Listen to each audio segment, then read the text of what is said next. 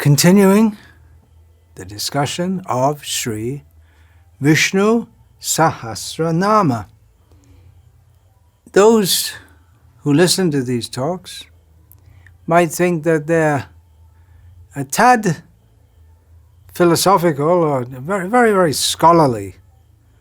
And we might think that it's somewhat more scholarly than devotional. That is a misunderstanding. The great acharyas who have made their commentaries are certainly great scholars. And actually, although I'm consulting and elaborating on the commentaries of the acharyas who have given the meanings of these names, I'm only touching on their scholarship, which is really profound. How much Sanskrit they've quoted and all the different Sanskrit grammatical rules by which this name can be understood in this way, only just touching on it. So their scholarship is their devotion. It's not that devotion is only patram pushpam palam tayam, offering fruit, flowers, leaves and waters to Krishna. It's not that it's only doing deity worship. There are so many different aspects. And Krishna is very pleased with his devotees who undertake the considerable mental labor, intellectual labor of making commentaries on 1,000 names. And you may say, well, that's more for the scholarly types, this, that. But our own Baladev Vidyabhushan, who is the Gauriya Vedanta Acharya, he's a Gauriya Vaishnava. And yeah, you say, yes, scholarly, Vedanta, all this thing. But of course, Baladev Vidyabhushan, he's a great devotee. Jiva Goswami, sometimes the Sahajiyas criticize him, oh, he's just a scholar. And he's done very scholarly works, no doubt. His analysis of the Srimad Bhagavatam in his Shat Shandarbha brings us to the point, the Shandarbhas bring us ultimately to the point of the Priti Shandarbha, which is an analysis of Priti, pure love. And he himself has written so many highly devotional works. This Gopal Champu is a major work of description of the pastimes of Krishna. So it's not that scholarship and devotion are different things. Krishna also enjoys this. He gives us Bhagavad Gita. He gives us all the Vedas. Different people have different tastes. And those who chant Visnu-sahasranama, if they study the commentaries, that will enhance their chanting also, because although we just go through one name very quickly, just like now I'm going to go through name 950, Adhara-nilaya. So you just, in the chanting, you'll just say it, but in the mind will flash the meaning of it if one studies the commentaries. And different devotees who have studied the commentators, they will give somewhat different meanings or sometimes very different angles altogether. So according to the commentator, you'll get the meaning just quickly in your mind. Otherwise, if we don't study the commentaries, that's also good to chant the names, but if we can have some understanding of what they mean, it will so much enrich our experience. Bhishma is chanting the names, and what did he understand? So many things. Just with each name, there are so many meanings can be understood.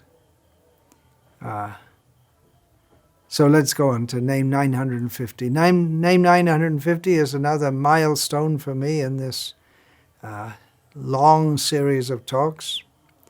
Another milestone means, 50 names and another 50 to go in our discussion.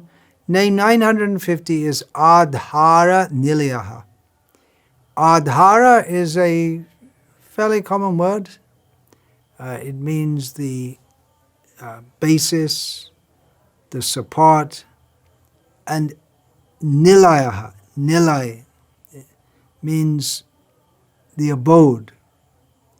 So he is the abode of the support.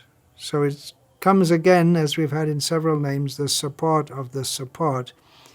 The commentators mostly describe this to mean the support or the abode of those who support the world.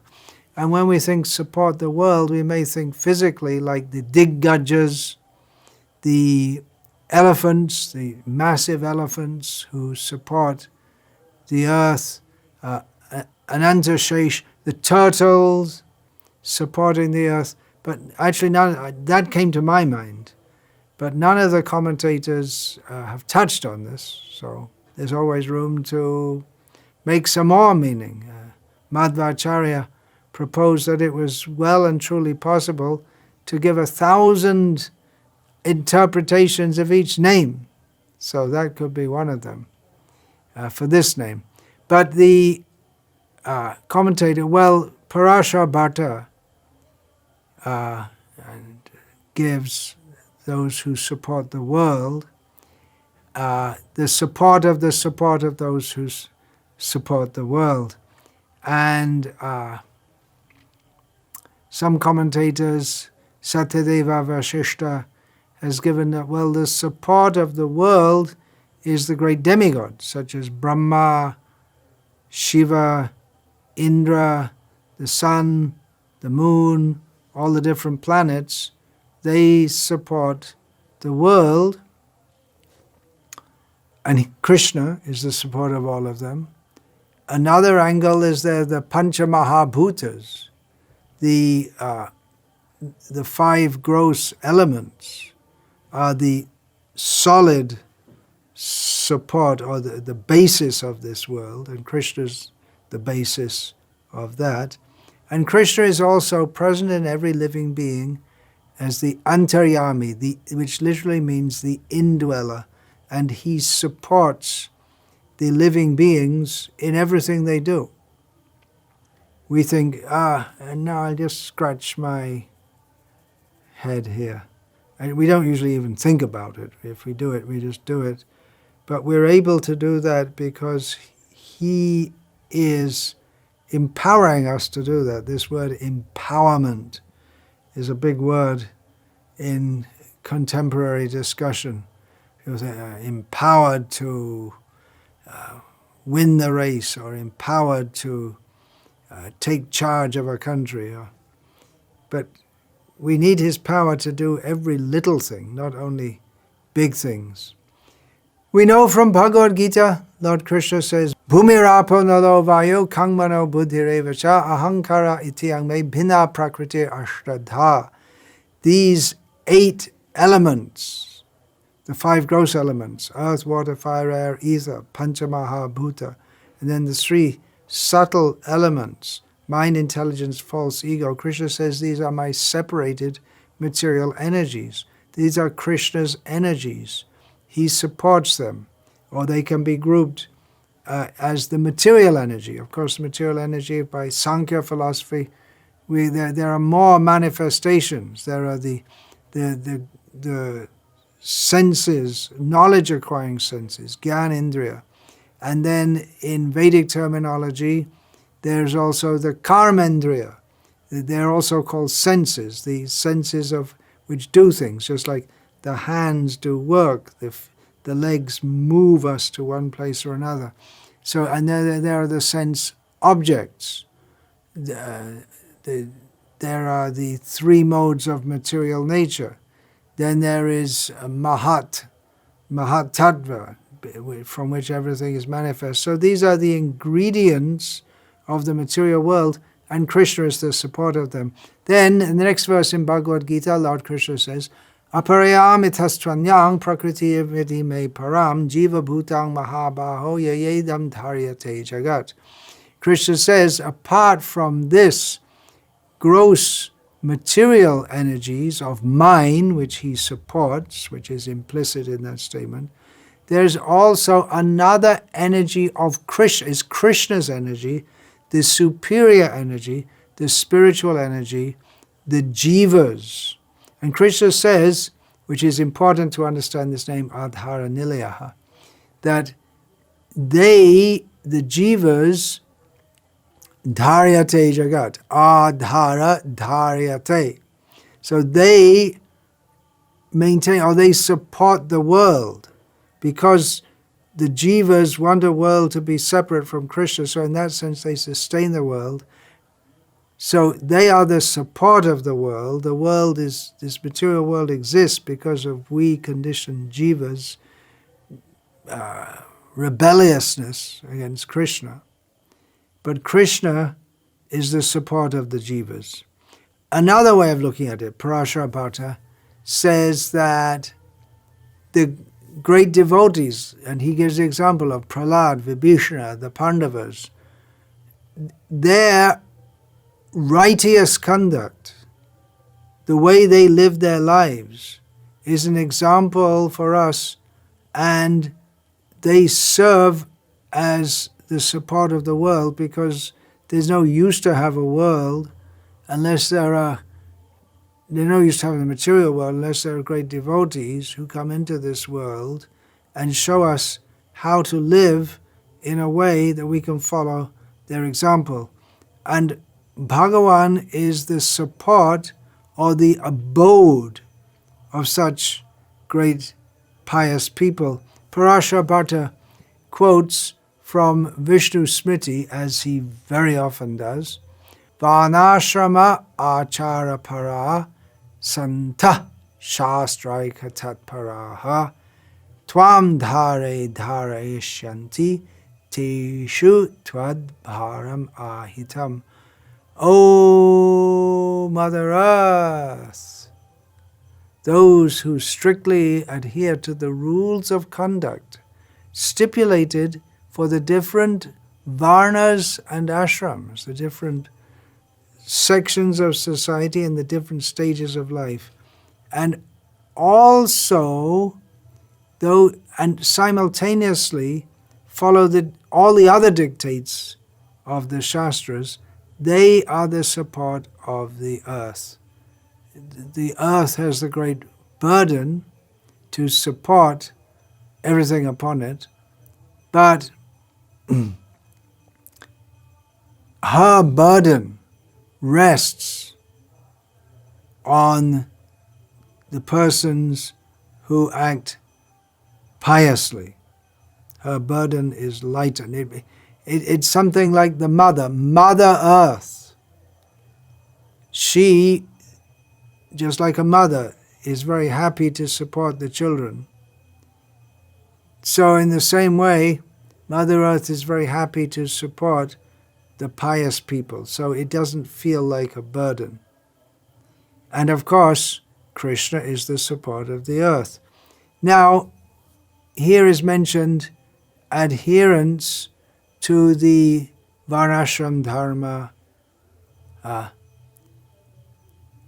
It's because of this the earth keeps going, because she knows that Krishna wants this. This is the beginning of civilization. Krishna wants this. So he supports those who observe this, the righteous activities. They are the support of the earth, and he supports them. Also, he lives in those who support the earth through their life in harmony with him, through their dharmic life, adhara. From Gita we have udara sarva evaite gyani tvatmaiva mematam astita sahiyuktatma mamevanutamam gatim. Krishna says, all of these are great souls, no doubt. He's referring to the different kinds of people who approach him, the arto, jignasa, artharti, and jnani, the distressed, the desirer of wealth, the inquisitive, and one who is in knowledge of his glories. So Krishna says, these are all Udara, these are all liberal personalities. They've opened themselves to him. But Krishna says, I deem the Jnani, the person in knowledge of his own glories, to be my own self, for he is devoted to me alone as the highest end. He's just like myself, Krishna says. He takes him to be so close to him.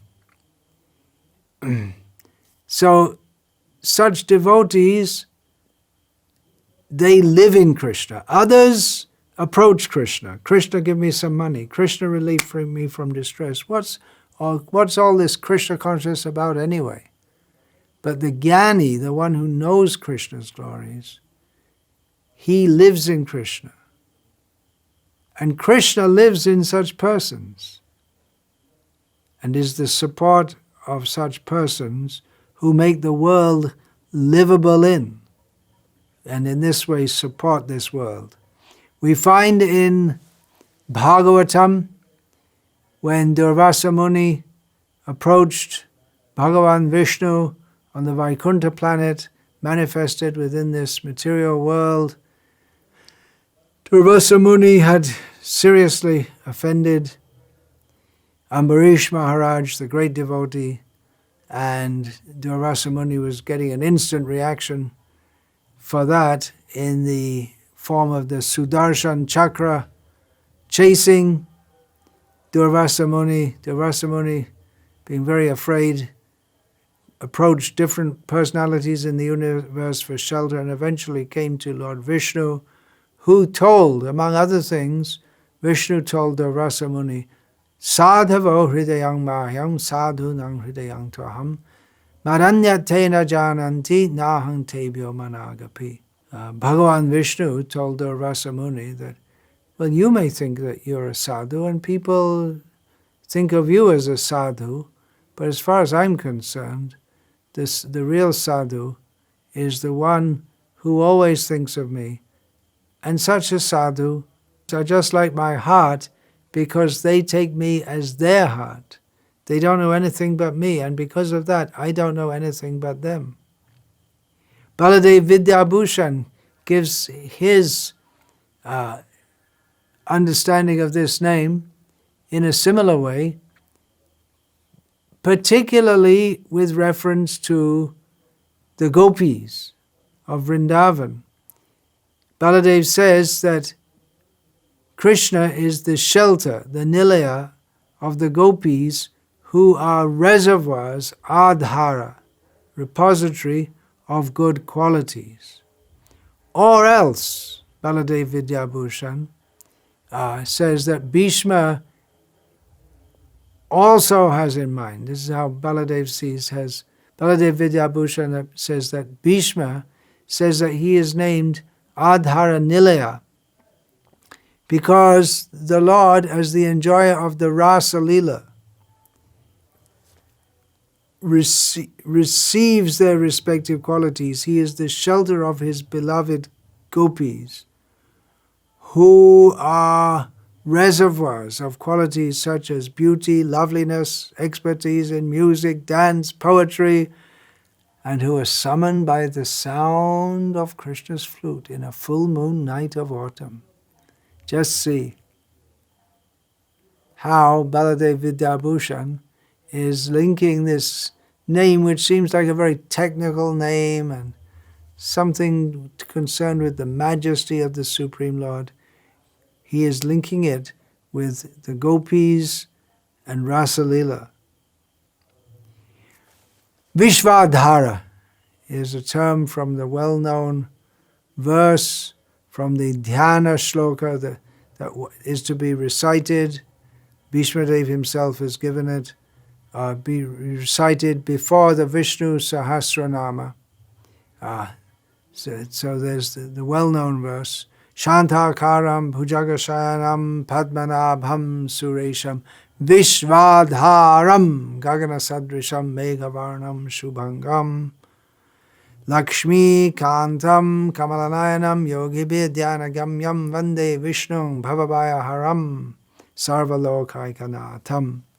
So without going through all the names here, I'll just note that Vishwadhara is a name of Vishnu given here, meaning he is the shelter of the whole universe.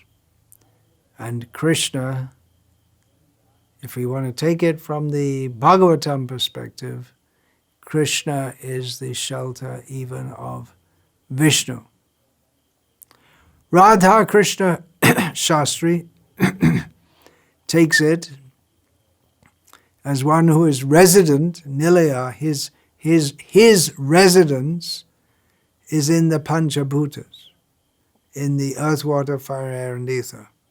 And he explains it that it seems that the five elements combine to perform different functions within our bodies.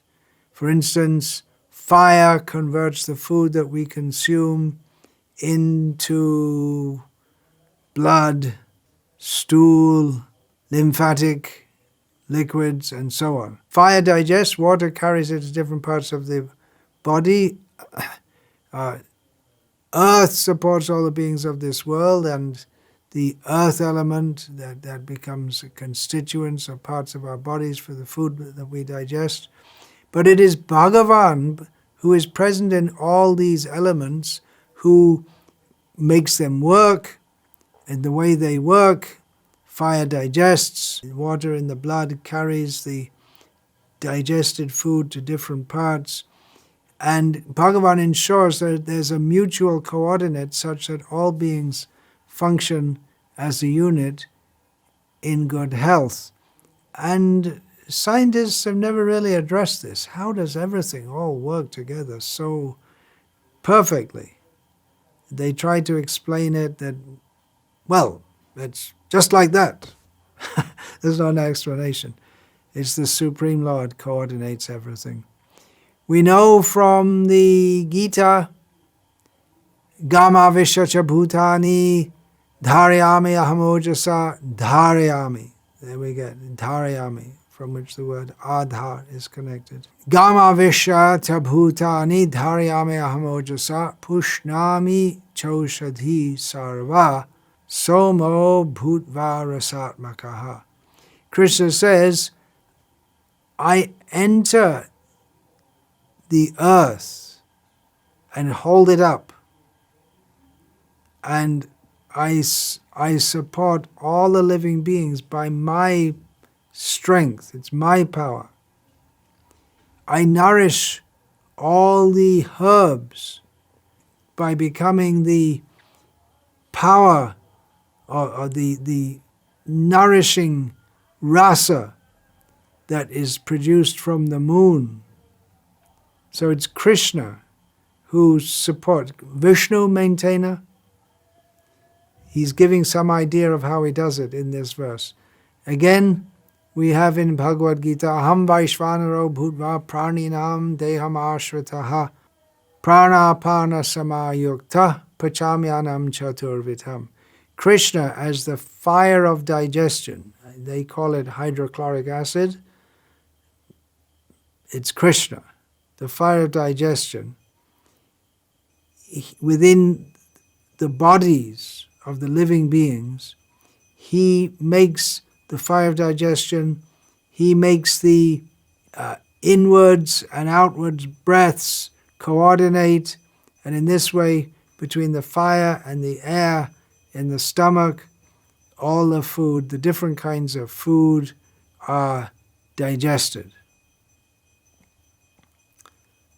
From Brihadaranyaka, Yah sarveshu bhuteshu tishtan sarvebhyo bhutebhyo taroyam sarvani bhutani na viduryasya sarvani bhutani shariram yah sarvani bhutanyantaro yamayatyesha ta atmantaryam yamrita ityadi bhutam artadhyatmam.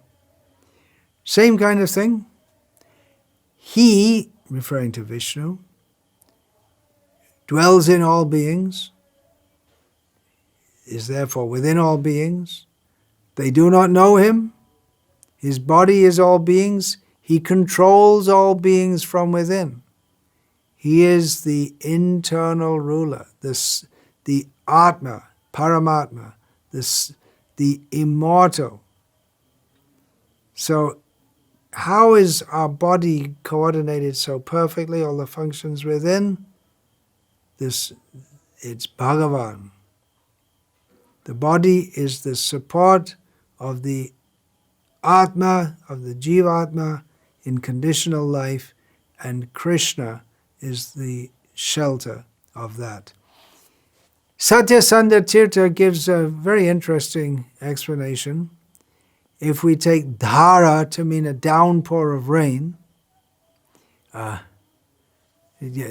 means a flow, so dhara can mean a downfall of rain. So, Satyasandha Tirtha explains this in terms of the rain caused by Indra in Gokul. And this comes to the Govardhan-lila. So he explains it that the cowherd men and women, Gopalas and Gopis, they were suffering so much due to the severe downfall. So they're called Adhara. They were oppressed by this downfall. And Krishna gave protection by lifting the Govardhan hill.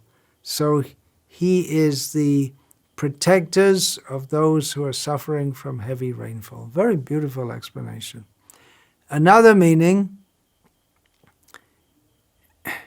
is that if it's taken Adhara-nilaya, not the shelter or the abode, that the